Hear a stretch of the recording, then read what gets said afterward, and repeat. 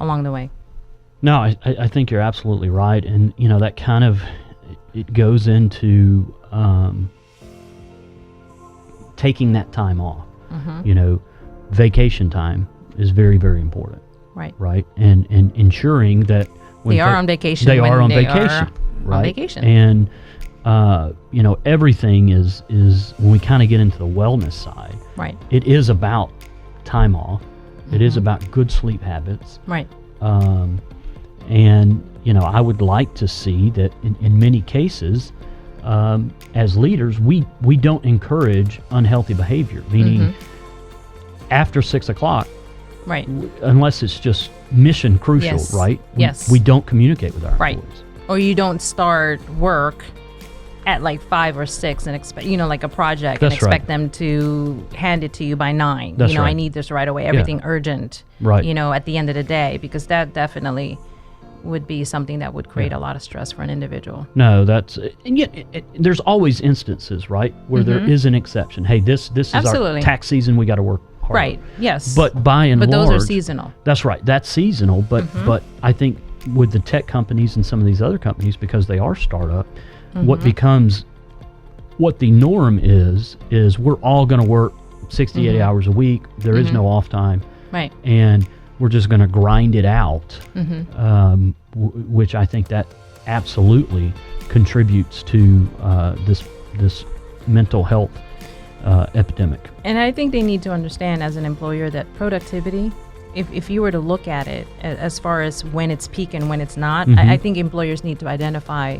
when it actually makes sense, for that to happen, that you're going to get the maximum productivity out of an individual. So to actually expect someone to work 18 hours a day for months on end, that's not really being productive. Right. It can create a lot of mistakes.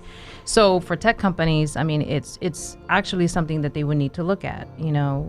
Does it really make sense to do that? Or if you give someone a break, they can be more creative, innovative, they can think, things through, and you can come out better in the long term and create a culture that is, a lot more, I think, employee focused versus just focusing on what you need to deliver. Yeah. Well, I like what you said, because I've heard it kind of put that, if we're at the gym working out, we don't just work out the same muscle every day. Correct. Right? There needs to be the recovery time. Right. But we haven't really discussed that with employees, that look, you can't today you can work 12, 14 hours because you got to get this project done. But tomorrow you need some recovery time. Correct. Because we want the new fresh ideas to populate. Right. And typically those don't populate when you're exhausted. Yes. Right. Yes. So, I don't think we've, I don't think we've really, as a culture, I don't think we've really, I think we've undervalued recovery time. Right. Like I don't believe that we truly understand how impactful it is to truly unplug. Right. And how much more beneficial we could.